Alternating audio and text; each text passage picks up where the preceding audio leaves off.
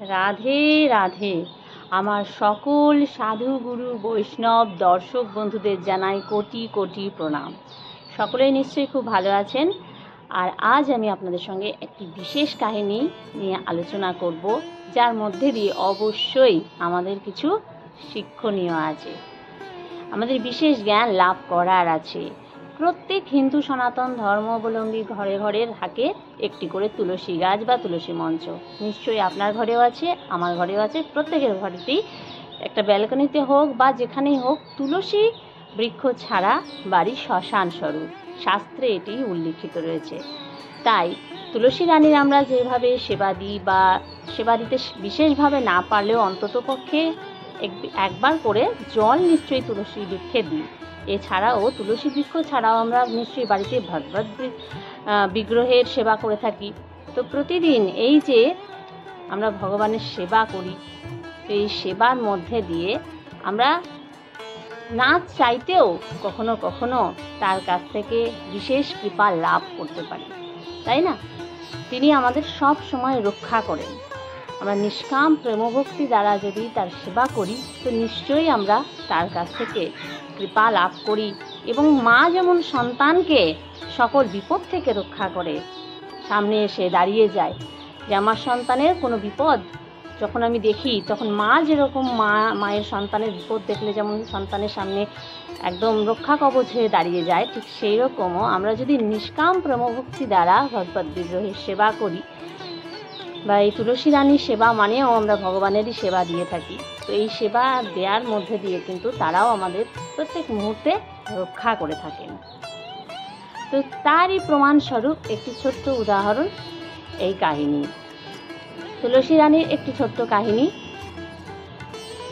এক বাড়িতে এক ননদ আর এক বৌদি ছিল। তো সেই বাড়িতে সেই ননদ ভীষণ তুলসীর ভক্ত ছিল।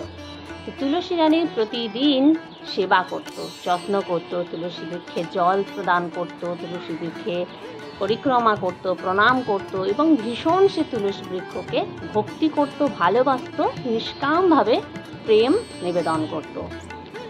তো এই যে নিষ্কাম প্রেমভক্তি তার তুলসী রানীর প্রতি ছিল, তার মধ্যে দিয়ে সে ভগবানের কিন্তু অতি প্রিয় হয়ে উঠেছিল। আর এ কারণে কি ঘটেছিল যে বৌদি তার ননদকে কিন্তু ঈর্ষা করত, দেশ করত। এবং এই দেশের কারণে সে মনে মনে ভাবত যে আমার ননদ এত তুলসী গাছকে এত ভালোবাসে, এত তুলসী গাছের প্রতি তার যত্ন ভক্তি, ওর যখন বিয়ে হবে তখন বিয়ের সময় যৌতুক হিসেবে ওই তুলসী দিয়ে দেব। তো যেমন বলা সেরকম কাজ। ননদ বিবাহযোগ্যা হয়ে ওঠে, বিবাহ ঠিক হলে সেই বিয়েতে যৌতুক স্বরূপ তার বৌদি কী করলো, সব যেখানে শাড়ির বাক্সে শাড়ি দেওয়ার কথা সেখানে তুলসী সেখানে দিয়ে দিল, গয়নার বক্সের মধ্যে তুলসীর মঞ্জুরি দিয়ে দিল। এবং সব যৌতুকে মানে যে যা বিয়ের তত্ত্ব সামগ্রী সব কিছুর মধ্যেই সেই তুলসী চারা হোক বা তুলসী পাতা বা তুলসী মঞ্জুরি ভরে ভরে সে দিয়ে পাঠালো। এবং ভগবানের কৃপায়, যেহেতু তার ননদ কিন্তু এই বিষয়ে কিছুই জানতো না, কিন্তু তার কিন্তু তুলসী দেবীর প্রতি অশেষ ভক্তি ছিল, নিষ্কাম প্রেমভক্তি ছিল। আর তুলসী দেবীর কৃপায়, ভগবানের কৃপায় সেই সব কিছুই যথাযথ দ্রব্যে পরিণত হয়ে গেল। অর্থাৎ শাড়ির জায়গায় শাড়ি, গয়নার জায়গায় গয়না, অলংকার এবং নানা রকম বিভিন্ন জিনিসে ভর্তি হয়ে গেল সেই সব বক্স।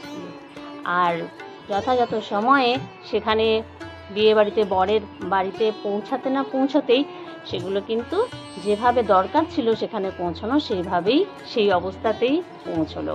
তুলসী গাছ বা তুলসী পাতা, তুলসী মঞ্জুরি আর সেগুলি থাকলো না, তুলসী মঞ্জুরি থাকলো না, তুলসী পত্র থাকলো না।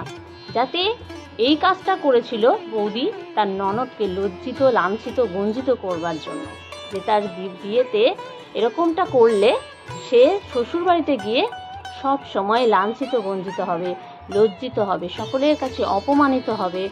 তো এই তাকে অপমানিত করার জন্য, তাকে দুঃখ কষ্ট দেওয়ার জন্য কিন্তু তার বৌদি এই কাজটা করেছিল।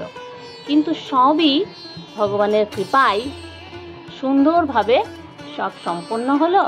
আর তার ননদ কিন্তু শ্বশুরবাড়িতে সকলের খুব প্রিয় হয়ে উঠল। সকলের খুব এক প্রিয় বধূ হয়ে উঠল।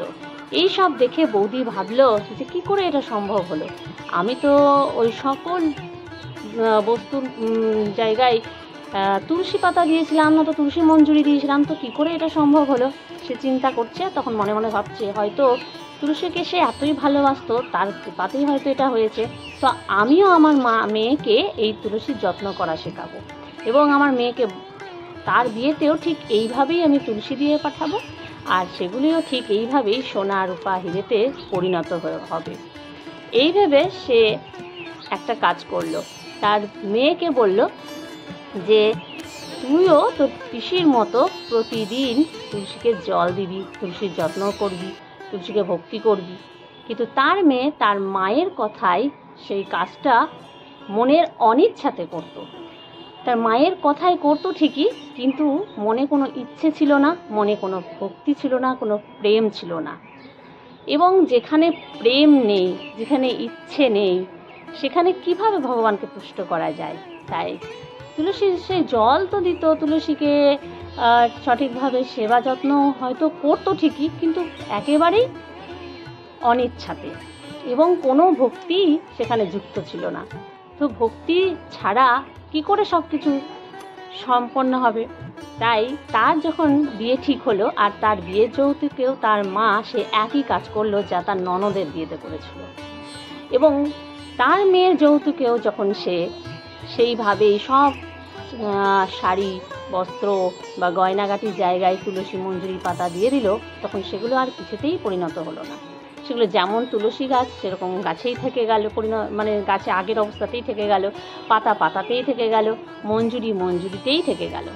এই সব যখন শ্বশুরবাড়িতে পৌঁছলো তার মেয়ের, তখন সেখানে গিয়ে তার মেয়ে ভীষণভাবে লজ্জিত হলো এবং লাঞ্ছিত বঞ্চিত হলো, সকলের উপহাসের পাত্রও হলো এবং অপমানিত হলো যে কেন তারা এই সব দিয়ে পাঠিয়েছে। তো যেখানে এই কাহিনীর মধ্যে দিয়ে এটাই বোঝা যাচ্ছে যে যেখানে আমাদের নিষ্কাম প্রেম ভক্তি থাকে, সেখানে আমাদের আসা যে কোনো বিপদ তা কিন্তু সবসময় সেই রক্ষা করে যার প্রতি আমরা নিষ্কামভাবে প্রেম নিবেদন করে থাকি। সে সবার আগে রক্ষা কবচের মতো এসে আমাদের রক্ষা করে। অর্থাৎ আমরা তুলসী রানীর সেবার মধ্যে দিয়ে ভগবানের কৃপা লাভ করি, আর তার ননদও কিন্তু সে নিষ্কাম প্রেমভক্তি দ্বারা ভগবানের কৃপা লাভ করেছিল। ভগবানই তাকে তার বিপদ থেকে রক্ষা করেছিলেন। কিন্তু যেখানে কোনো প্রেম ছিল না, কোনো ভক্তি ছিল না, কিন্তু শুধুমাত্র কোনো কিছু পাওয়ার আশায়, ফল লাভের ইচ্ছেতে যখন সেই কাজটা করলো, একই কাজ করলো, কিন্তু সেখানে কিছুই ফল লাভ হলো না। আমরা যদি কোনো কাজ করবার আগে বারবার ফলের আশা করে থাকি, আর সেখানে কোনো প্রেম না যুক্ত হয়, ভক্তি না যুক্ত হয়, তাহলে সেই কাজ কখনোই ফলপ্রদ হয় না। কিন্তু ফলের আশা না করে আমরা যখন কোনো কাজ ভালোবেসে করি, প্রেম দিয়ে করি, তখন সেখানে সেটা অটোমেটিক ফলপ্রদ হয়ে যায়, ঠিক যেমন তার ননদের সঙ্গে হয়েছিল। তো এই কাহিনীর মধ্যে দিয়ে আমাদের এটাই শেখার আছে, এই জ্ঞানই লাভ করার আছে, ঈশ্বরকে ভালোবাসলে, তাকে ভক্তি করলে সেই ভক্তিতে কোনো চাওয়া পাওয়া আমাদের রাখার প্রয়োজন নেই। তিনি যখন সেই ভালোবাসা লাভ করেন আমাদের কাছ থেকে, সেই প্রেম লাভ করেন, তখন তার বিনিময়ে তিনি তার থেকে 100 গুণ বেশি আমাদের প্রেম ফিরিয়ে দেন।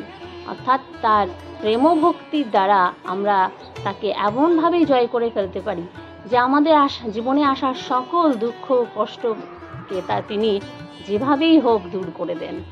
আর এটা আমরা নিজেদের জীবনেও আমরা একবার হলেও পরীক্ষা করে দেখতে পারি, কারণ প্রত্যেকেই যদি এইভাবে চলতে পারে তো তার জীবনে নিশ্চয়ই তা ফলপ্রদ হবে। রাধে রাধে, হরে কৃষ্ণ।